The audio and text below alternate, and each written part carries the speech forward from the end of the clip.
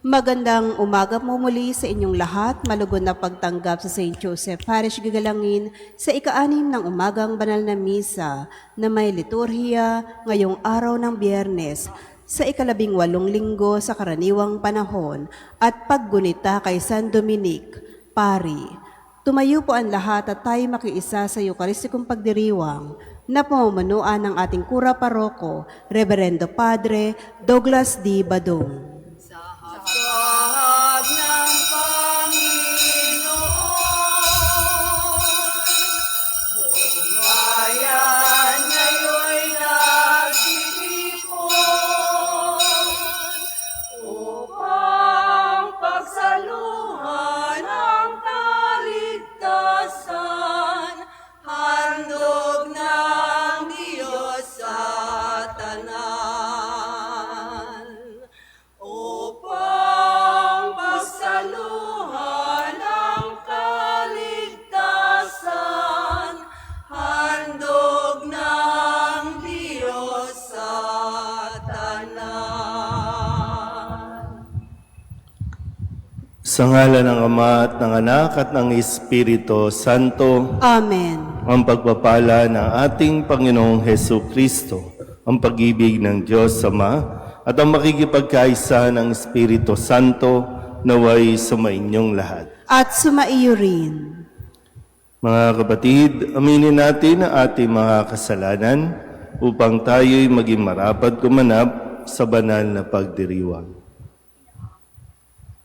Inaamin ko sa makapangyarihang Diyos at sa inyo mga kapatid, na lubha akong nagkasala sa isip, sa salita at sa gawa, at sa aking pagkukulang.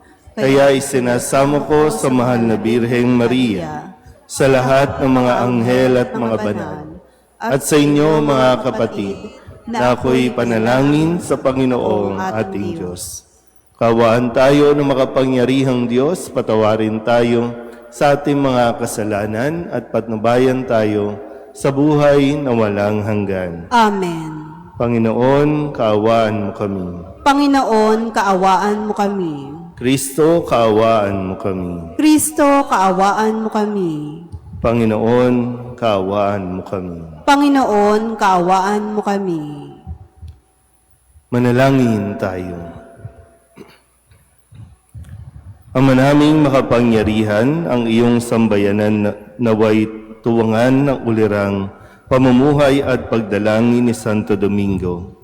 Maging tagapagtaguyod nawa sa aming katapatan sa iyo, ang namuhay bilang tagapangaral ng maaasahang katotohanan mo sa pamamagitan ni Hesu Kristo kasama ng Espiritu Santo magpasawalang hanggan. Amen.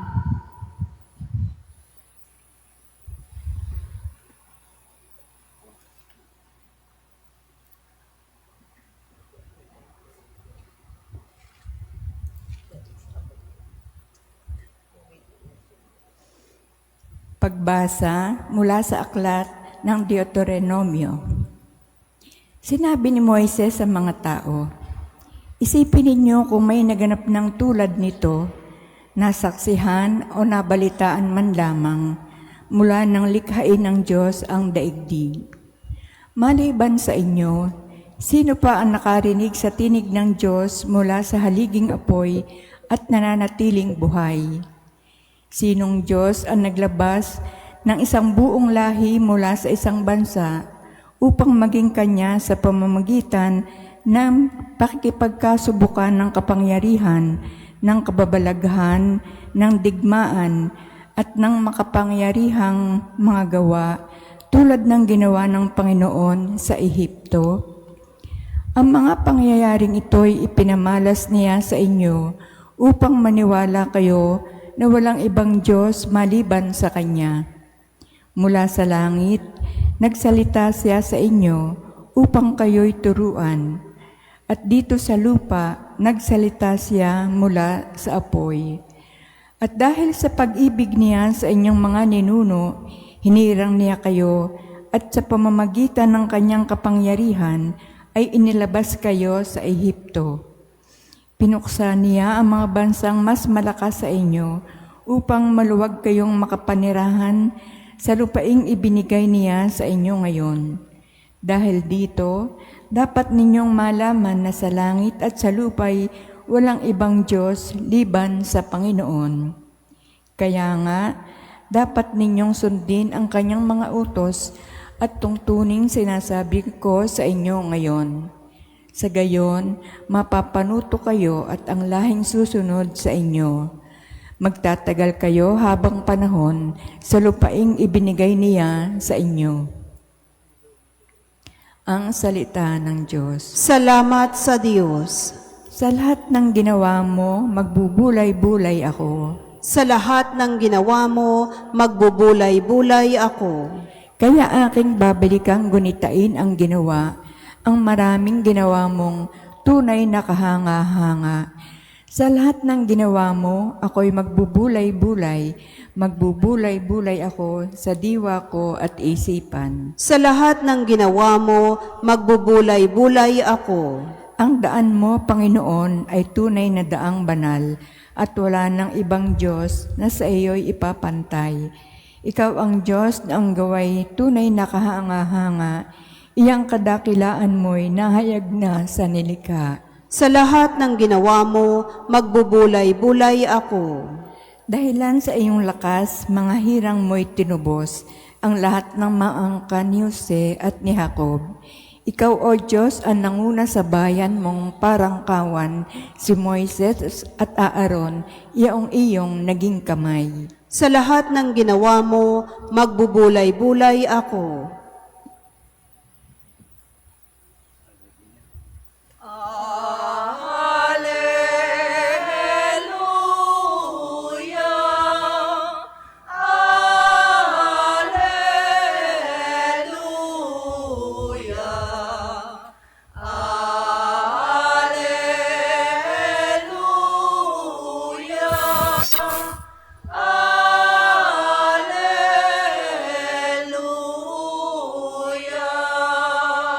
Mapalad ang inuusig sa gawang puspos ng bait, pagkat may kakamting langit.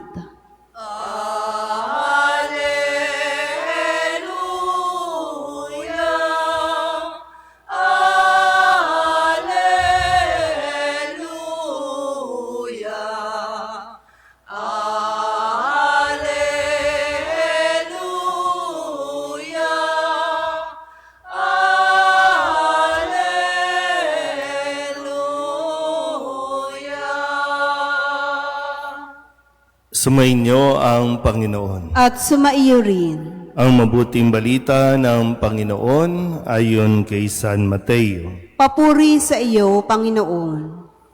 Noong panahong iyon, sinabi ni Jesus sa kanyang mga alagad, "Kung ibig ninumang sumunod sa akin, limutin niya ang ukol sa kanyang sarili, pasanin ang kanyang krus at sumunod sa akin. Ang naghahangad na magligtas ng kanyang buhay ay siyang mawawalan nito. Ngunit ang mag-alay ng kanyang buhay alang-alang sa akin ay siyang magkakamit noon. Ano nga ang mapapala ng isang tao, makamtan man niya ang buong daigdig kung ang katumbas naman nito'y ang kanyang buhay? Ano ang maibabayad ng tao para mabalik sa kanya ang kanyang buhay?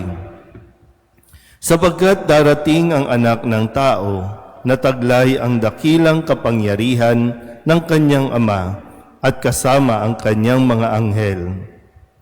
Sa panahong yaoy, gagantihin niya ang bawat tao ayon sa kanyang ginawa. Sinasabi ko sa inyo, may ilan sa inyo rito na hindi mamamatay hanggat di nila nakikita ang anak ng tao na pumaparito bilang hari." Ang mabuting balita ng Panginoon. Pinupuri ka namin, Panginoong Heso Kristo. Isang magandang umaga po sa inyong lahat. Ngayon po ay Biyernes ng ika-18 linggo sa karaniwang panahon at sa tulong ni Santo Domingo isang pari, atin dinawang lubos na maunawaan ang mensahe ng ating pong Panginoong Jesucristo sa araw na ito, na kung saan ay ipinapahayag niya sa mga alagad at sa mga taong gustong sumunod sa Kanya kung ano ang inaasahan din sa kanila. Ano ang inaasahan sa atin kung tayo po ay magsasabing gusto kong maging alagad ni Kristo. Handa ba talaga tayo?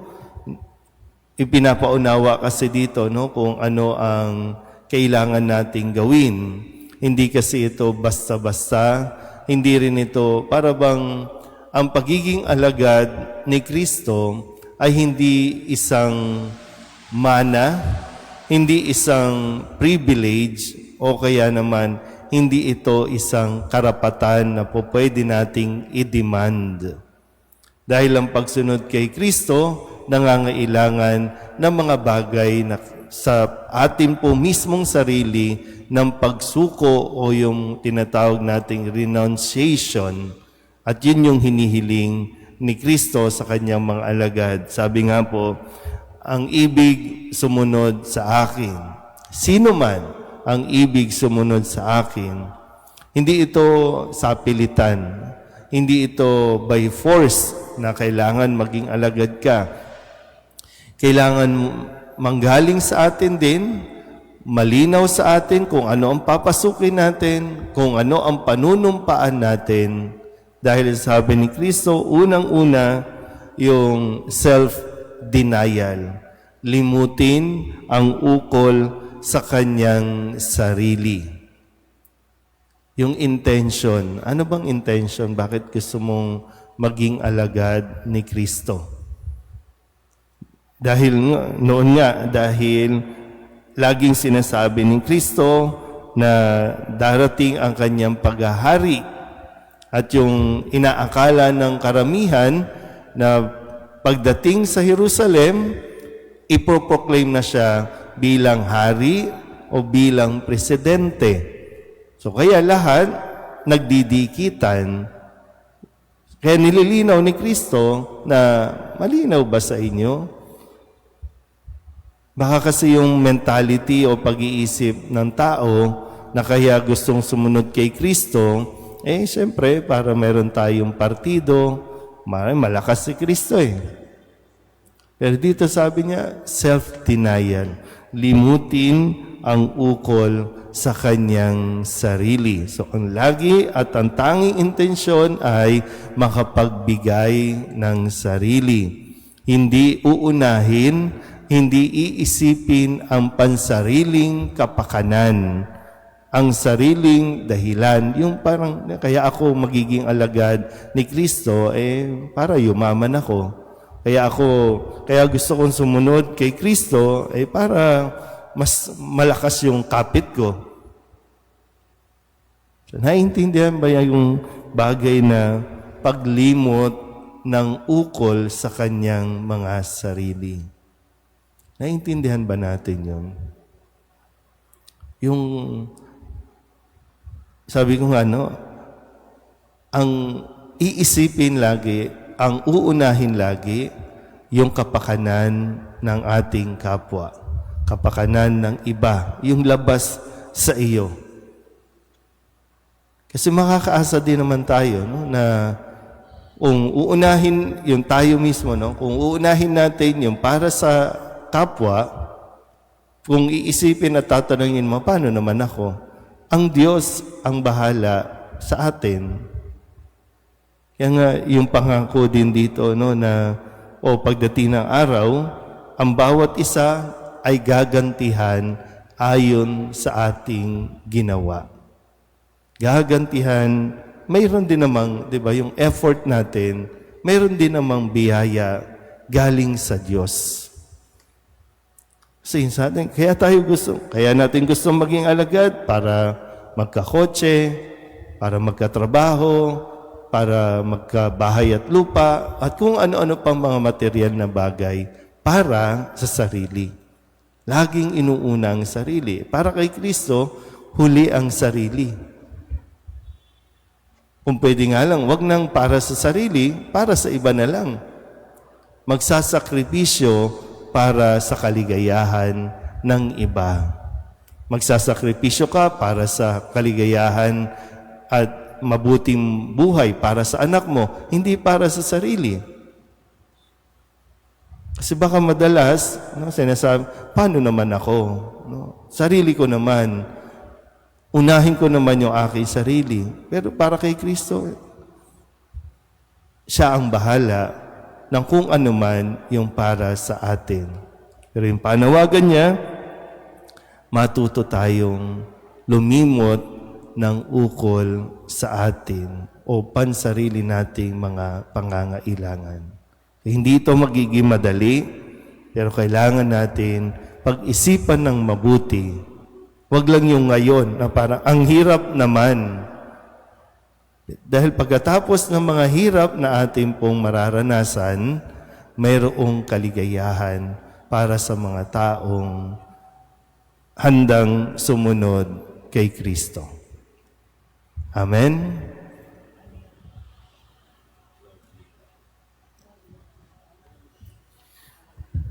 Sa pamamagitan ng paglimot ng sarili, pinapasan natin ang ating krus sa araw-araw sa pagsunod sa yapak ng ating Panginoon.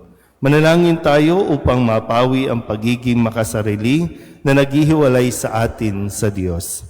Ang ating pong itutugon, Panginoon, dinggin mo ang aming panalangin. Panginoon, dinggin mo ang aming panalangin.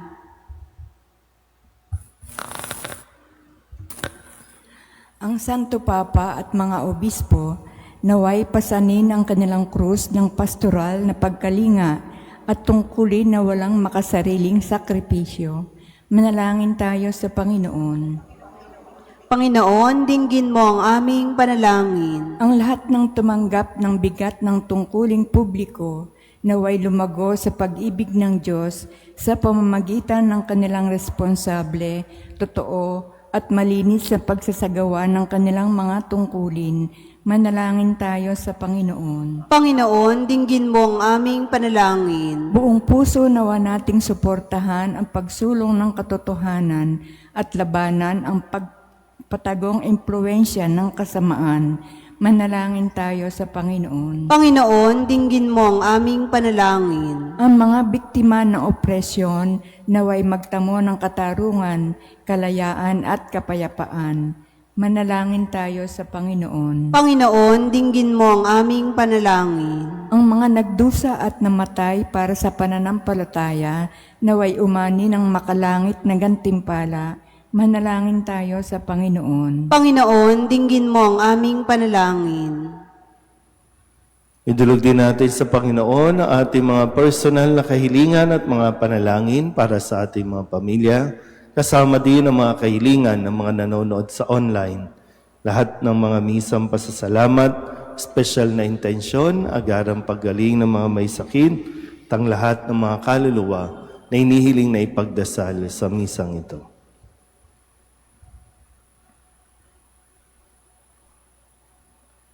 Ang lahat ng ito inihiling namin sa ngalan ni Kristo, aming Panginoon. Amen. Handog namin sa iyo, Ama, ang tinapay at alak na ito. Handog ng bayang umaasa, sumasamba't nagmamahal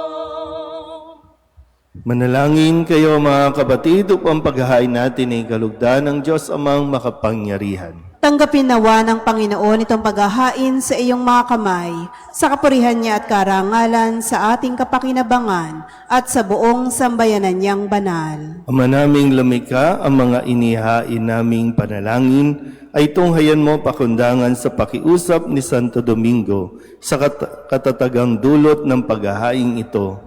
Pagtibayin mo ang mga nagtatanggol sa pananampalataya, pakundangan sa pagtatangkilik ng kagandahang loob mo sa pamamagitan ni Jesucristo kasama ng Espiritu Santo magpasawalang hanggan. Amen. Sumainyo ang Panginoon. At sumaiyo rin. Itaas sa Diyos ang inyong puso at diwa. Itinaas na namin sa Panginoon. Pasalamatan natin ang Panginoong ating Diyos. Marapat na siya ay pasalamatan. Ama naming makapangyarihan, tunay ngang marapat na ikaw ay aming pasalamatan sa pamamagitan ni Jesucristo na aming Panginoon.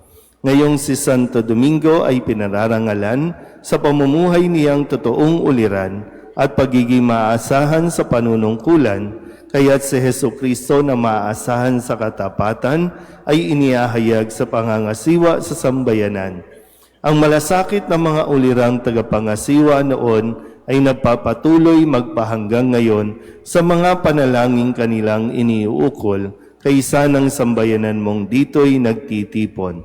Kaya kaysa ng mga anghel na nagsisiawin ng papuri sa iyo, nang walang humpay sa kalangitan, kami nagbubunyi sa iyong kadakilaan. Santo, Santo, Santo, Panginoong Diyos ng mga hukbo, napupuno ang langit at lupa ng kadakilaan mo. O sana sa kaitaasan, pinagpalang na paririto sa ngalan ng Panginoon. O sana sa kaitaasan. Ama naming banal, ikaw ang bukal ng tanang kabanalan. Kaya't sa pamamagitan ng iyong Espiritu, gawin mong banal ang kaloob na ito upang para sa aming maging katawan at dugo ng aming Panginoong Heso Kristo. Bago niya pinagtiis ang kusang loob na maging handog, hinawakan niya ang tinapay, inasalamatan kaniya, pinaghati-hati niya iyon, iniabot sa kanyang mga alagad at sinabi, tanggapin ninyong lahat ito at kanin, ito ang aking katawan na ihahandog para sa inyo.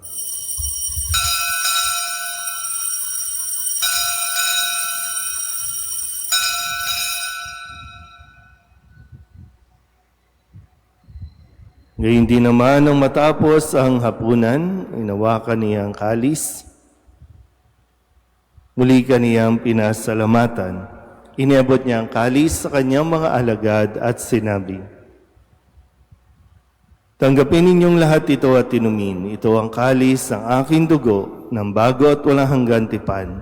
Ang aking dugo na ibubuhos para sa inyo at para sa lahat sa ikapagpapatawad ng mga kasalanan. Gawin ninyo ito sa pag-alaala sa akin.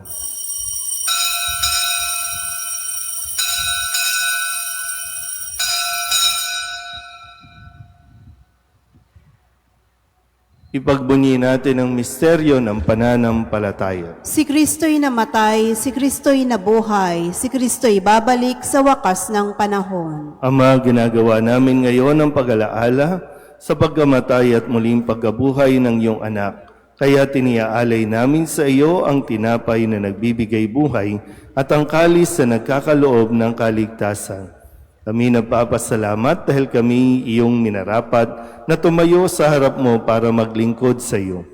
Isinasamo namin kami magsasalo-salo sa katawan at dugo ni Kristo ay mabuklod sa pagkakaisa sa pamamagitan ng Espiritu Santo.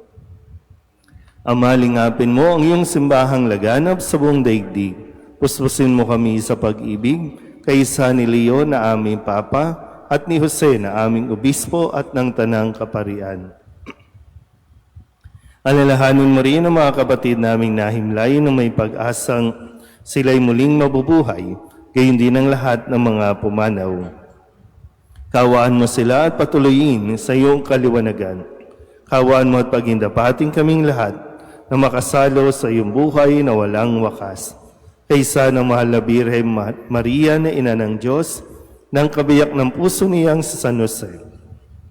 kaisa ng mga apostol at ng lahat ng mga banal na namuhay dito sa daigdig ng kalugod-lugod sa iyo, may pagdiwang nawa namin ang papupuri sa ikararangal mo sa pamamagitan ng iyong anak na aming Panginoong Heso Kristo.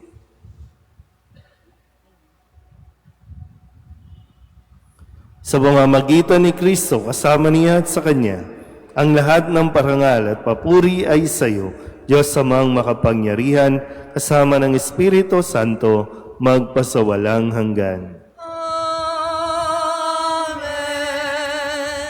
Amen. Amen.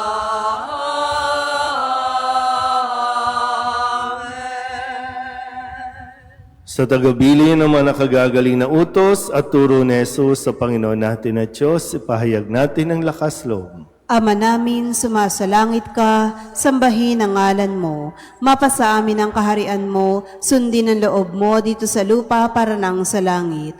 Bigyan mo kami ngayon ng aming kakanin sa araw-araw at patawarin mo kami sa aming mga sala para ng pagpapatawad namin sa nagkakasala sa amin. At huwag mo kaming ipahintulot sa tukso at iadya mo kami sa lahat ng masama. Hinihiling namin kami iadya sa lahat ng masama, pagkalooban ng kapayapaan araw-araw, iligtas sa kasalanan at ilayo sa lahat ng kapahamakan. Samantalang aming pinananabikan ang dakilang araw ng pagpapahayag ng tagapagligtas naming sa Heso Kristo. Sapagkat iyo ang kaharian at ang kapangyarihan at ang kapurihan magpakailanman. Amen. Panginoong Heso Kristo, sinabi mo sa iyong mga apostol, kapayapaan ang iniiwan ko sa inyo, ang aking kapayapaan ang binibigay ko sa inyo. Tunghayan mo ang aming pananampalataya at huwag ang aming mga pagkakasala. Pagkalooban mo kami ng kapayapaan at pagkakaisa ayon sa iyong kalooban, kasama ng Espiritu Santo, magpasawalang hanggan. Amen. Ang kapayapaan ng Panginoon ay laging sumainyo. At sumaiyo rin. Magbigayan po tayo ng kapayapaan sa isa't isa.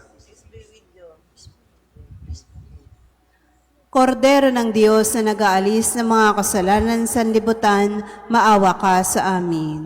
Kordero ng Diyos na nag-aalis ng mga kasalanan sa sanlibutan, maawa ka sa amin. Kordero ng Diyos na nag-aalis ng mga kasalanan sa sanlibutan, ipagkaloob mo sa amin ang kapayapaan. Ito ang kordero ng Diyos. Ito nag-aalis ng kasalanan ng sanlibutan. Mapalad ang mga inaanyayahan sa kanyang piging. Panginoon, hindi ako karapat-dapat na magpatuloy sa iyo, ngunit sa isang salita mo lamang ay gagaling na ako.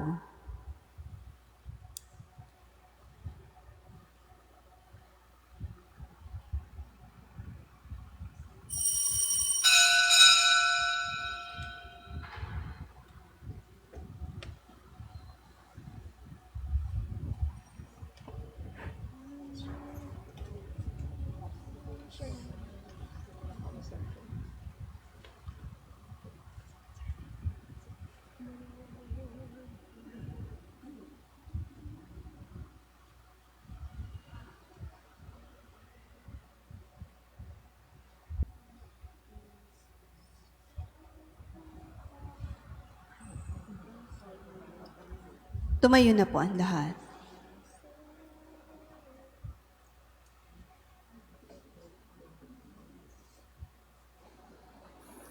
Manalangin tayo. Ama naming mapagmahal, ang lakas na dulot ng piging mong banal ngayong ginugunita si Santo Domingo ay lubusan nawang pakinabangan ng iyong sambayanan na napanariwa at napamunga sa kanyang pangangaral at naway matulungan ng kanyang pagdarasan sa pamamagitan ni Jesucristo kasama ng Espiritu Santo magpasawalang hanggan. Amen. Sumainyo ang Panginoon. At sumaiyo rin. At pagpalain kayo ng makapangyarihang Diyos, Ama at Anak, at Espiritu Santo. Amen. Tapos ang banal na misa, umayo tayo sa kapayapaan ni Kristo. Salamat sa Diyos. Magandang umaga po. Masdan mo ang ingas ng pag-asa at ang awit namin